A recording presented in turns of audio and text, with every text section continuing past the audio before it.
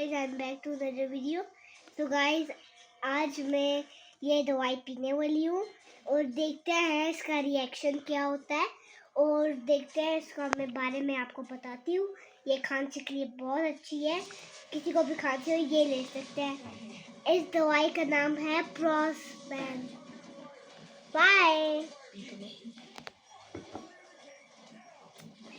बहुत कड़वी है।